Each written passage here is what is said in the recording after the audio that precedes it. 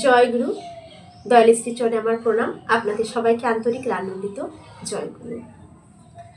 সবাই কেমন আছেন? খুব ঠান্ডা পড়েছে আমাদের দিকে, প্রচণ্ড ঠান্ডা এমনিতেই পড়ে, কিন্তু আজ কদিন ধরে এত ঠান্ডা যে থাকা যাচ্ছে না। এতটা ঠান্ডা খুব ভালো লাগে, আবার খুব একটু কষ্ট হয়, কাজকর্ম করতে একটু কষ্টই হয়। এতটা ঠান্ডা আমাদের সাইডটাতে পড়ে, নর্থ বেঙ্গলের সাইডটা তো একটু পাহাড়ি এলাকা, এই সাইডটা ঠান্ডাটা একটু খুব বেশি পড়ে যায়। তো যাই হোক, সবাই খুব সাবধানে থাকবেন, ভালো থাকবেন, পরম দয়ালকে নিয়ে ভালো থাকবেন। আর পরম দয়ালকে যখন ভালো রাখে, আমাদের পরম দয়ালকে যে আমরা ভোগ নিবেদন করে থাকি বা ঠাকুরের জন্য যে ফুলগুলো আমরা দিয়ে থাকি ঠাকুরের চরণে, কোন ফুল কোনো দিন ঠাকুরকে দেবেন না বা কেন দিতে নেই ঠাকুরকে সেই ফুলটি, ঠাকুরের সব থেকে প্রিয় মিষ্টি কি ভোগ দিবেন, পূর্ণিমার দিন ঠাকুরকে কোন ভোগটি সর্বদা নিবেদন করবেন, যাতে ঠাকুর খুব খুশি হয় পূর্ণিমার দিন ওই ভোগটি নিবেদন করলে। আসুন সেটাই আজকে জেনে নিচ্ছি। দেখুন, ঠাকুর, আমরা জানি ঠাকুরকে সাদা ফুল দিলে ঠাকুর বেশি খুশি হবেন, ঠাকুর সাদা ফুলে সন্তুষ্ট হয়। আমরা হলুদ দিতে পারি, যেমন আচার্যদেব শ্রী দাদা তো হলুদ রং খুব পছন্দ করতেন, তাই সাদা হলুদ এসব ফুল আমরা দিতেই পারি, গাঁদা ফুলগুলো আমরা দিতেই পারি, সাদা ফুল অবশ্যই দেবেন। আরেকটা কথা মনে রাখবেন, যে শিউলি ফুল, যখন যে সময় যে শিউলি ফুল কিন্তু লক্ষ্মীর অত্যন্ত প্রিয়, তাই শিউলি ফুল কিন্তু সময়ে যদি একটাও পারেন, যদি মা লক্ষ্মীর ঘটে বড়মাকে দিতে পারেন, খুব ভালো, নিজেও তৃপ্তি পাবেন, তিনিও খুব আনন্দিত হবেন, ঠাকুরকে তো দেবেনই। তাই ঠাকুরকে কিন্তু কখনো লাল জবা দেবেন না, ভুলেও ঠাকুরকে লাল জবা কিন্তু কেউ কখনো দেবেন না। কেউ যদি দিয়ে থাকে তাদেরকে কিন্তু বারণ করবেন। লাল কালারের যে ফুলটা হয় ঠাকুর, সেটা ফুল কখনো অপবিত্র নয়, ফুল ভালো, কিন্তু কেন দিতে হয় না?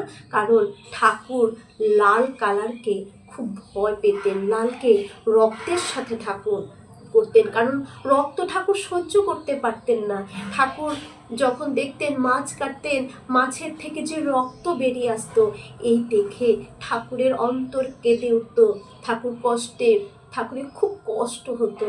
তাই ঠাকুর লাল মানে তো রক্ত, তখন সেই মনে আসতো, আর ঠাকুরের সেটাতে খুব ব্যথা হতো, তাই ঠাকুর লাল রঙকে সহ্য করতে পারতেন না। তাই লাল কালারটা কখনোই, লাল রঙের যেসব ফুল হবে সেই ফুলগুলো, লালের আভাযুক্ত ফুলগুলো ঠাকুরকে কখনোই নিবেদন কিন্তু ভুলেও করবেন না। যদি কেউ করে থাকে দেখেন কারো বাড়িতে গিয়ে, তখনই বলবেন ফুলটা যেন আসল থেকে সরিয়ে নেয়।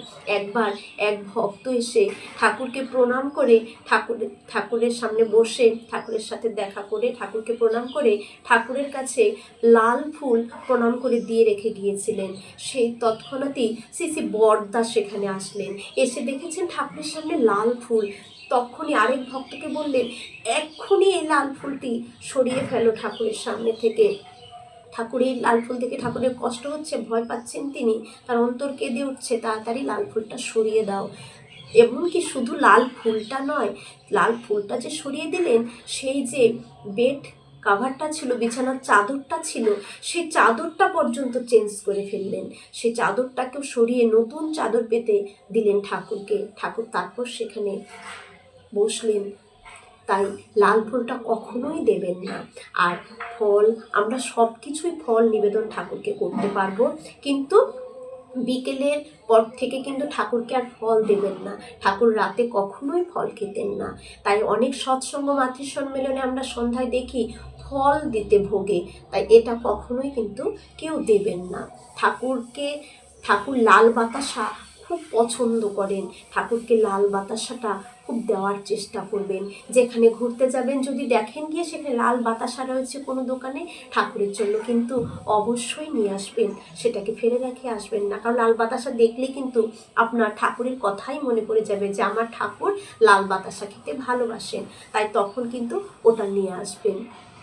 মিষ্টি রসগোল্লা, যে সাদা রসগোল্লাটা, সেই সাদা রসগোল্লা ঠাকুরের অত্যন্ত প্রিয়, কিন্তু সেই মিষ্টির মধ্যে সব থেকে অত্যন্ত প্রিয় হচ্ছে সেই সাদা যে রসগোল্লাটা, সেটা ঠাকুরকে নিবেদন করবেন। কখনো এমনিতে তো আনবেন, কিন্তু নিজেরাও তো অনেক সময় আমরা মিষ্টির দোকানে গিয়ে থাকি মিষ্টি খেতে, তখন কিন্তু ঠাকুরের জন্য অবশ্যই নিয়ে আসবেন। কারণ ঠাকুরই কিন্তু সব আমাদের জীবনে। আপনি খাবেন, ছেলে মেয়েদের খাওয়াবেন, আর আমার ঠাকুরকে, আমার যে বাবা, যে আমার পিতা, তাকে দেব না? তাই একটা হলেও কিন্তু তার জন্য নিয়ে আসবেন। ফল তো দেবেনই। আর পূর্ণিমায়, যে দিন পূর্ণিমা পড়বে, সেই পূর্ণিমার দিন কিন্তু ঠাকুরকে সিন্নি দেবেন। ঠাকুর নিজে বলেছেন এক মাকে যে জ্যৈষ্ঠ মাসের শুক্লপক্ষে পূর্ণিমা, যে শুক্রবার পূর্ণিমা পড়বে, সেই শুক্রবারে আমাকে, যে শুক্লপক্ষের যে শুক্রবার, সেটা যদি পূর্ণিমা হয়, তাহলে আমাকে কিন্তু আমাকে সিন্নি খাওয়াবি। আমি সিন্নি খাবো। মানে এক মাকে বলেছিলেন যে জ্যৈষ্ঠ মাসের শুক্লপক্ষের শুক্রবারে আমাকে একটু সিন্নি খাওয়াবি, আমি একটু সিন্নি খাবো।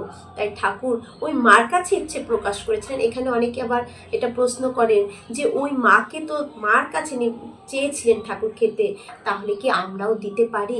অবশ্যই আমরা দিতে পারি। কারণ এক মায়ের কাছে চেয়েছেন মানে ঠাকুরের ওটা ইচ্ছে, ঠাকুর ওটা খেতে চান। সেইভাবে যদি আমরা দেই, ঠাকুর তো খুশি হবেন। তাই সে জ্যৈষ্ঠ মাসের শুক্লপক্ষে বলেছেন। আমরা চাইলে কিন্তু অনেক মায়েরাই আছেন এটা করে থাকেন, আমি শুনেছি, যে প্রত্যেক মাসের যে শুক্লপক্ষের শুক্রবার, আর যদি শুক্লপক্ষে যদি পূর্ণিমার দিন হয় বা শুক্রবার পূর্ণিমা পড়ে গেল, সেদিন আমরা ঠাকুরকে সিন্নি ভোগটা দেব। ঠাকুর খুশি হবেন, আমারও ভালো লাগবে। তাকে খাইয়ে, তাকে দিয়ে, তবে তো আমাদের তৃপ্তি, আমাদের ভালো লাগা, তাই না? তার হাসি, যদি একটু মুখে হাসি ফোটাতে পারি, আর অবশ্যই আমার আচরণ ব্যবহার যেন খুব সুন্দর হয়, খুব ভালো হয়, এটা তো অবশ্যই ঠাকুরকে ফোটাতে হবে আমার চাল চলন ব্যবহারের মধ্যে। তাই এগুলো অবশ্যই করবেন। কখনোই লাল ফুল ঠাকুরকে কখনোই দেবেন না। কখনোই কিন্তু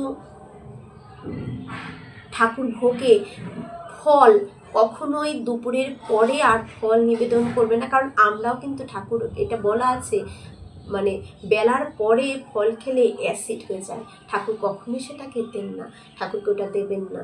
মিষ্টি ঠাকুরকে ভোগে দেবেন। মিষ্টি ঠাকুরকে ভোগে দেওয়া অত্যন্ত কর্তব্য, উচিত দেওয়া। যেমন তালনবমীতে মিষ্টি ভোগ কিন্তু দিতেই হয়, এইগুলো অবশ্যই দেবেন।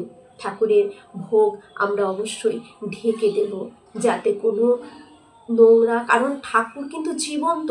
যদি ভাবি ঠাকুর ফটো, ঠাকুরকে আবার ফটোর সামনে এটা কি ঠাকুর খাবে, এই ভেবে দিলে তো ঢেকে দেওয়ার প্রয়োজন নেই। কিন্তু ঠাকুরের সামনে যখন ভোগটা দেব, ঢেকে দেব, সেটা যখন আমি ভোগটা নিবেদন করলাম, ভোগটা নিবেদন করার সময় কিন্তু কখনো দেখতে হয় না, তাই সেটাকে ঢেকে দিতে হয়। সেখানে যেন মাছি মশা কোনো নোংরা না পড়ে, তার জন্য ঢেকে দিতে হয়। এই জন্য ঠাকুর ভোগটা অবশ্যই কিন্তু আমরা ঢেকে দেব, যেটা আমরা কখনো ঠাকুর ভোগটা খাওয়ার আগে দর্শন করতে নেই। ঠাকুর ভোগ গ্রহণ করার আগে আমরা দর্শন করতে পারি না, তাই সেটা ঢেকে দেব, নোংরা যাতে না পড়ে তার জন্য আমরা কিন্তু অবশ্যই ঢেকে দেব। আর একটা পাত্রে, সেটা তামার ঘট হোক, যে ঘট হোক, সেই ঘটে সারা দিনের জন্য কিন্তু ঠাকুরকে জল দিয়ে ঢাকা দিয়ে রাখবেন। ঠাকুরের তো, আমাদের তো সারাদিনে কতবার জল পিপাসা পায়, তাই ঠাকুরের কি পাবে না? কারণ তিনি যদি জীবন্তভাবে, ঠাকুর কিন্তু সারাদিন জল পিপাসা পাবে, জল খাবে। তাই একটা ঘটে অবশ্যই সারাদিনের জন্য জল দিয়ে রাখবেন। যতবার যে ভোগ দেবেন ততবারই জলটাকে চেঞ্জ করে ঠাকুরকে দেবেন। সবার মঙ্গল প্রার্থনা করি, ভালো থাকুন।